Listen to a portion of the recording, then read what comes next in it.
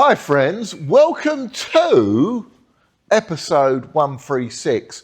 This is sort of like a bonus day because the school kids are on holiday and I don't need to drive a school bus. So I'm up here today. Quite a bit going on. It's Wednesday. I've got Paul Toomer who's going to do the seats. He's going to come and collect the seats today. I've got to do the order for the wood, but I don't think I'll be able to get round to the place that does it. But I'll try and get that one done today. I've still got these little cotton things floating around. I need to go outside and investigate where they're coming from, because at the moment I can't really paint in here with these things that keep floating in. And then as we get towards the afternoon, we get all the flies and bugs and everything else. So it's going to completely ruin my my painting of those big panels. So we may well have to put them off for a short while. Nonetheless, I've got the interior.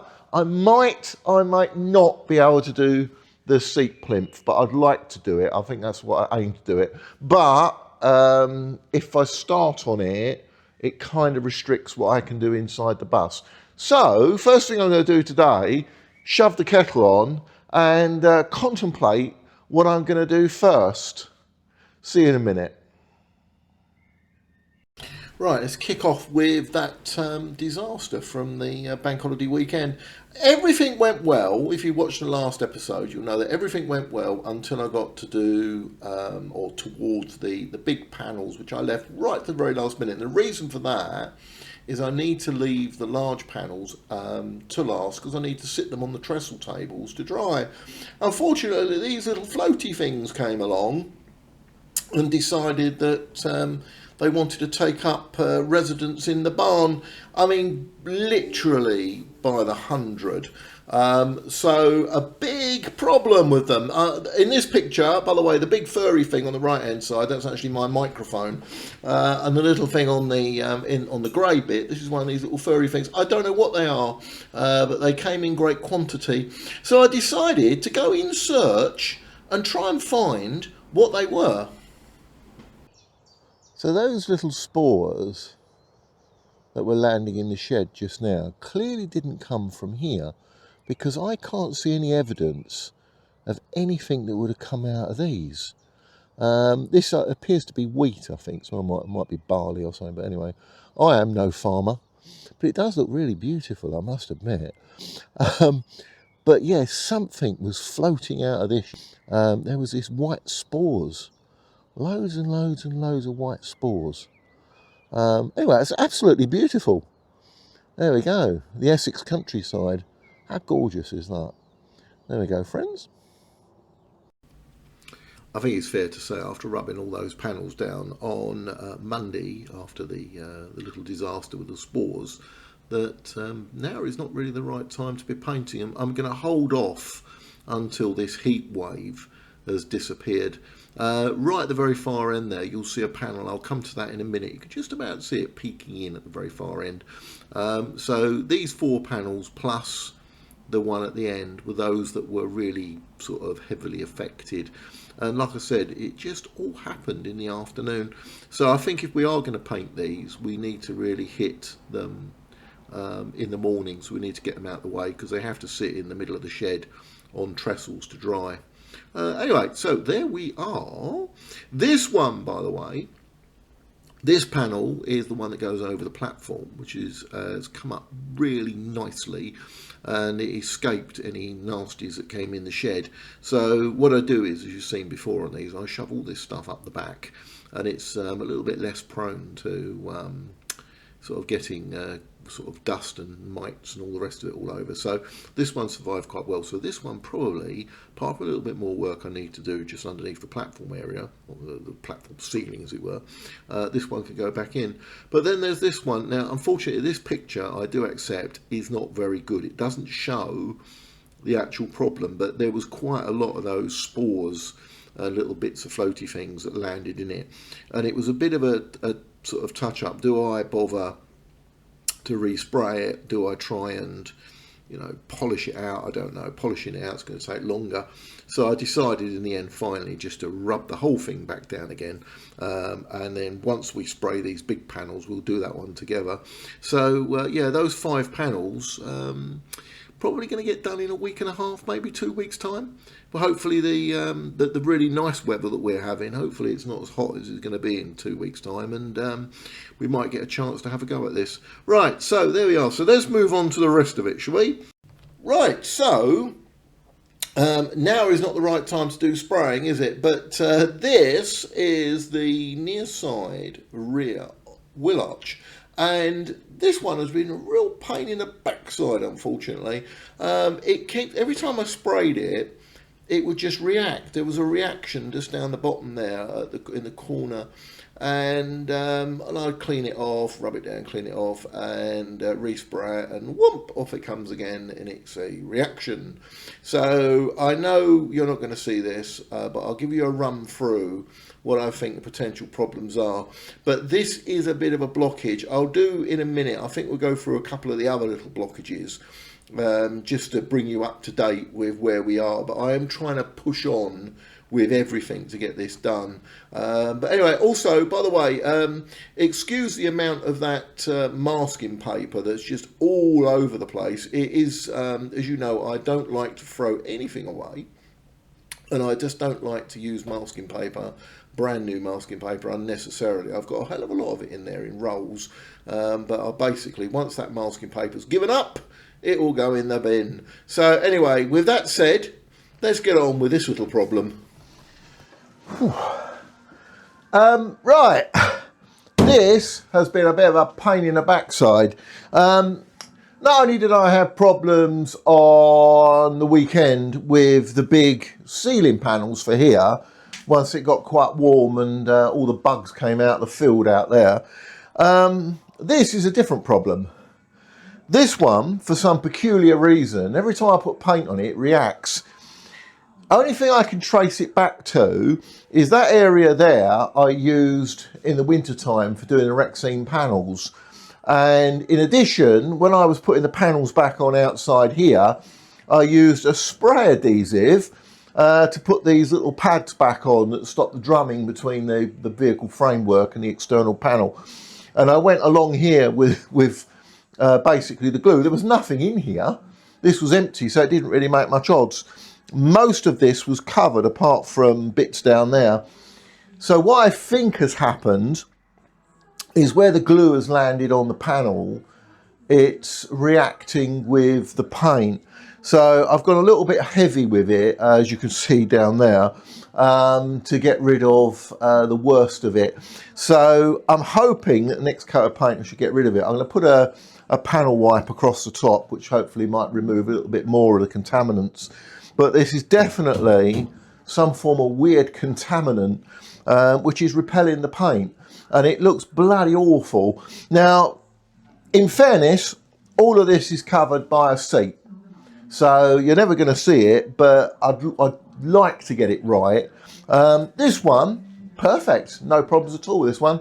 This is an absolute dream. 2 coats of paint, gone really nice. I'm happy as Larry with that. But this one, sadly, has been a bit of a piglet, and he's wanted me to spend far too much time on it. But there we go. So that's a little job for this morning, to respray this plinth. The other problem with doing that is this is going to take 6-7 hours to dry, and it kind of limits me doing things inside here, because I really wanted to get going in here. I really wanted to do that bulkhead, and until this is touch dry, I'm going to be limited to working outside. So so there we are. Another little project gone wrong. Wow, we'll get it right in the end, I think. Right, let's carry on.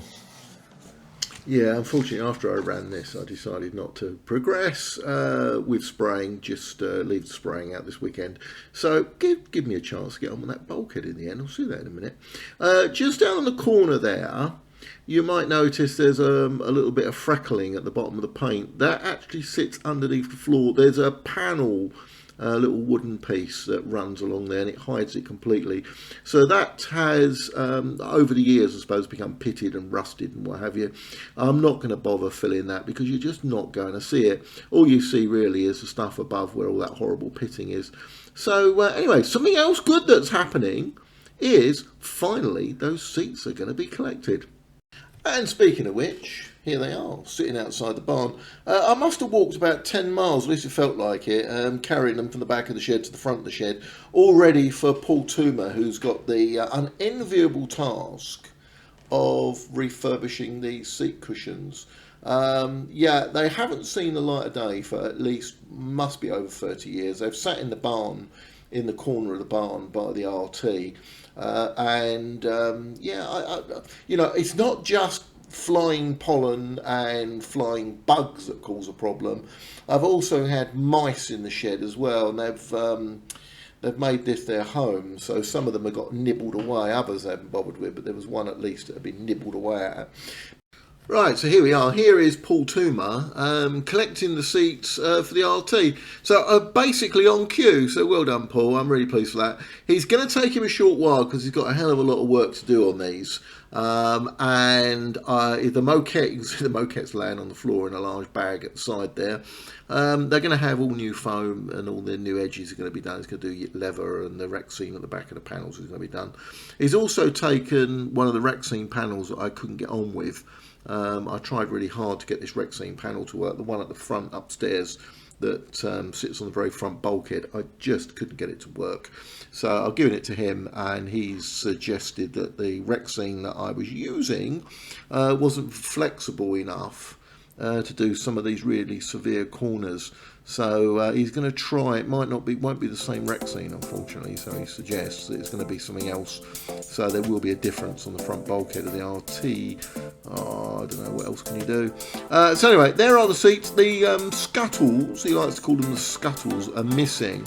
That's because I took them off for a respray. So I'm going to do that while the seat cushion's away. But Paul has suggested he might hopefully be able to get them back by Christmas. If they're out of the way now, so it's a process that's ongoing. So there we are. So I'll leave you with myself and Paul loading his van.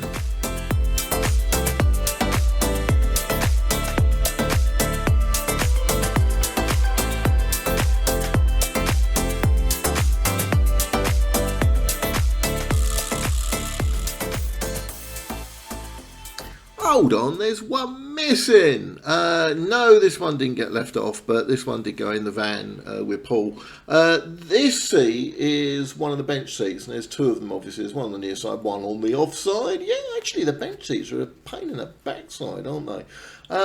Somehow, despite the size of these bench seats, this one went missing in the 20 years that I didn't go up the barn. No use for any other vehicle. It only fits RTs, and I've only got one RT. So I have a sneaking suspicion that someone has borrowed it. For what? I don't know. But yeah, so it's not there. Problem is, these are quite a lot of work to replace them. There's a lot of block work on there.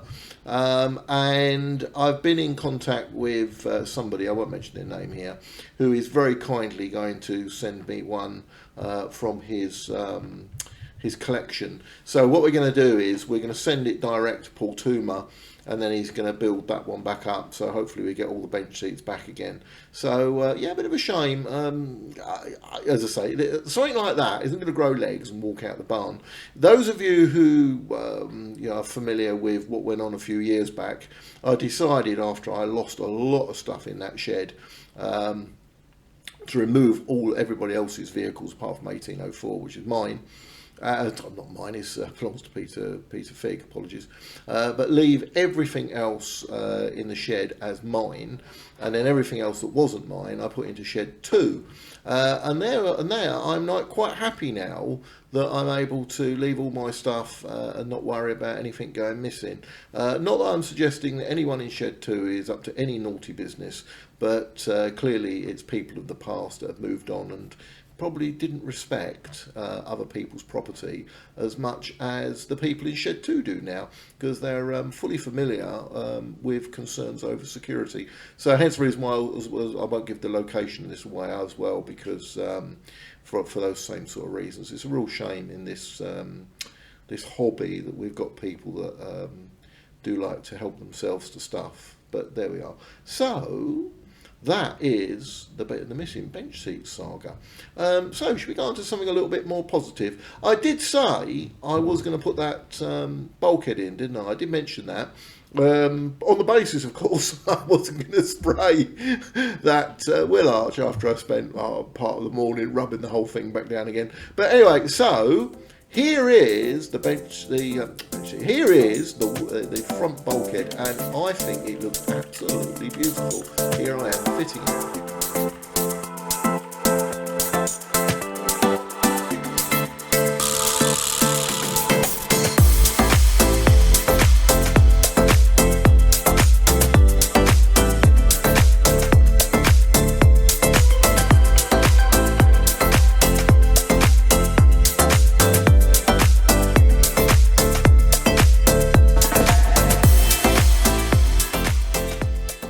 I really did want to put these little grills back in. You saw these in the previous episode. They were not affected by the little buggy things. Unfortunately, they were held in by some very tiny panel pins, and I've not got a drill small enough to do the pilot hole. But they're held in by these bits here. See these little frames? Now, this is what holds them in, but I can't put them back until we put the ceiling back in the bus. So yeah, I'm going to have to leave them off for the time being. But there we are. They could have gone back, but until we put the ceiling in, they're going to have to stay there. But if I can't do that, you may have seen this thing hanging around. This went really well. Only a small part of this actually is visible, friends. But I thought, do you know what? I might as well put that back in. I can't put the grills in, but I'll put this back in. What is it? Well, on the near side of the bus in the saloon was this little brown sort of concertinaed blind, and the idea was to keep the light from the saloon out from the driver. They did actually change on the light fitting on the near side. The very first bulb, they put a shade on them, and I think that was a retrofit. It wasn't original. Route Master's got them as well. Look, when you got a traffic light, you got that little sort of shade over the top of them. So that's basically what they did, and I think that sort of eliminated these. But to my knowledge, they retained them right up to the very end. So I have got that one. I've cleaned the little blind. So there we are. I mean, that's a few more screws to go in, but you get the general idea, and I think that's made it look really nice now, I think. And almost finally, as my tasks of the day, this is me working out how many bits of wood I need to order for the saloon floor. There's a firm locally that does all this hardwood, and they asked me if I'd drop some samples in. So what I'm going to do is going to measure up all the bits and pieces that I've taken off and make a list of them. I'm going to over order by about 10% just in case I make a right Horlicks of it. But these are all little bits. These bits in my hand here, they're the bits that came off of one of the traps. And in that box there, each trap, and there's 3 of them, are in those individual boxes. What I'm doing, by the way, I'm trying to knock the screws out. There's a few of them still have the wood screws in them. So anyway, so there we are. So that was that little fun project. So I'm going to order up all that wood, and that's probably going to end up as a winter job. So the ceiling goes in next, then all the cream Rexine panels, then the light fittings, and then we'll make a start on the floor. And I hope to do during the winter time, do some work on the area around the staircase and platform, because I've dropped it now. So that was the plan of general plan of action on that. So that's me putting this order together. I'll tell you what we're going to do. We've got a few blockages, and I'll do a quick one and give you an update on where we are with this irritating diverter valve. Right, so last year, if you might recall, excitedly, having fiddled around with the fuel system, spent a lot of money on the fuel pump, done all the injectors, did a hell of a lot of work on it, and we got the thing started up, and I was, happy as Larry until we heard this hissing noise, and sadly she won't build up air. and we fiddled about, traced the fault. Eventually it turns out to be this unloader valve, which is there's two types on an RT. There's a Clayton system, and then there's a Westinghouse system, and it does seem the Westinghouse system is less numerous. So getting parts for it is also fairly difficult. So after a sort of an internet appeal, we came up with Neil Sargent, aka Break Neil. A break, not break, BEA, you know what I mean. But Air Brake Neil is an absolute mine of knowledge, and I sent him a picture of this, and straight away he identified it as part number blah blah blah blah blah, and said, yeah, send it to me, I'll see what I can do with it. So I sent it off to Neil, and he contacted me and he said, in all honesty, Dean, I'm really surprised it ever worked. It's apparently the interior is a combination of bits and pieces which whoever repaired it in the past, it wasn't me, sort of basically found laying around in the workshop. Now I do understand, I'm not trying to knock London Country Bus Services, but I do understand that in the end of the RTs they would do everything to keep them on the road, and it's absolutely the right thing to do. So there's no negativity there. It was just surely a needs must. So anyway, so Neil's been trying to source one, and he's had this now for about 3 months, and he's been struggling.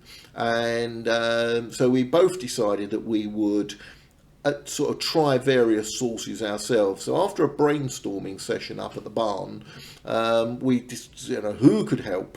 So we've contacted a few people and basically all drawn a blank. But I'm very grateful for the London Bus Museum down at Brooklands. I sent an email to them asking if they had this particular component, and I got a lovely email back from Roger Stagg, who is the the expert on engineering, and he knows a hell of a lot about RTs. He sent me a beautiful diagram as to how all the airflows work, and also went into quite a bit of detail about the problems that we're probably likely to get with this valve. One of them being that all the sort of rubber inside, there's like these little seals, they all perish and you just can't get them anymore. And he did mention that Don Orme, who used to run a bus company not far from me actually, where I live in Harrow. He lived in Eastcote, just up the road, and Don Orme was also trying to get hold of these rubbers as well. So so sadly Don's passed, so the whole project has ground to a halt, but it does seem to be that this is the Achilles heel of an RT. So we're still working on it. I had a chat today, which is the day after I sort of filmed all this stuff, with Neil, and he says he thinks he may have one, but we're going to continue to try and find someone that might have one, just in case Neil's one turns up to be just as bad as this one, or the wrong thing entirely. So that is a little project that is hopefully progressing. The other one is the metalwork for the side of the bus. I've had a chat with a guy who I asked to do it, and he's had some problems with the condition of the stuff I sent him. So he's tried to replicate it as best as possible, and I'm hoping that I might see that soon. So we'll be able to close up this side of the bus, and then it'll actually start to look like, it looks like a missing tooth, doesn't it? So anyway, so thank you very much. This is the wrap. This is the end of this one. It's just one day. I mean, who believes I'd get all this stuff done in one day? So thanks very much for all the school kids being on holiday, because I haven't got a bus to drive, so I can pop up the barn. Sadly, the weather is it's so hot up there. But anyway, so thank you very much for watching, and once again, YouTube will probably find you something else that might be a little bit more interesting than this old drivel. See you next time, friends. Cheers. Bye.